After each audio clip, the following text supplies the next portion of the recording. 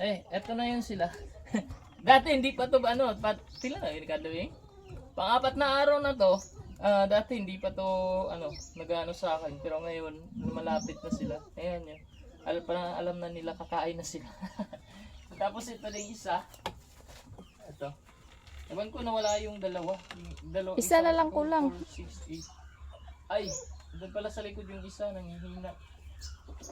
So, itong gagawin ko, Nadoble siguro to ni mo ginjik. ito yung inject niya, gikaon dito manok. Ay, gaway tong iro. Itong gawin dito manok. Oh. Ay, gisampok to sa kuan, Texas.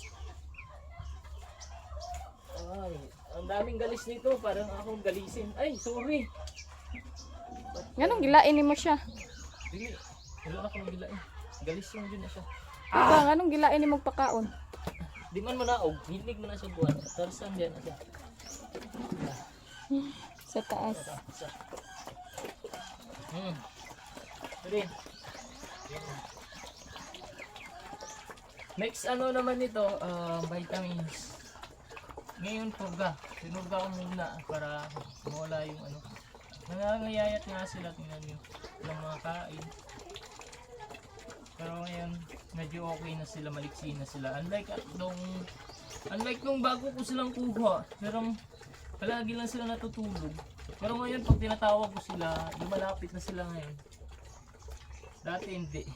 Wala, daliar na hurot. Uy, kulang pa. Isa ka sako lagi nimo ana, isa ka simana ba malagko na. Wala man lang donation. Wala man lang donation. Oh! No guys, saging na lang imong pakaonan na. Mamulit ang kag stampil ko. Lakas na nila kumain.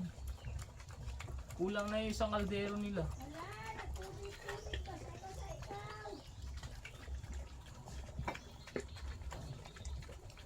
Luyag mga dagway.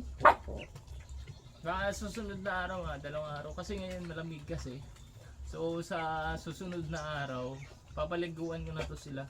So ngayon hindi ko muna papaliguan kasi ang lamig kasi. Baka maano lang. Giginawin. Kayo sa siguro nilang kagid. O sa ing.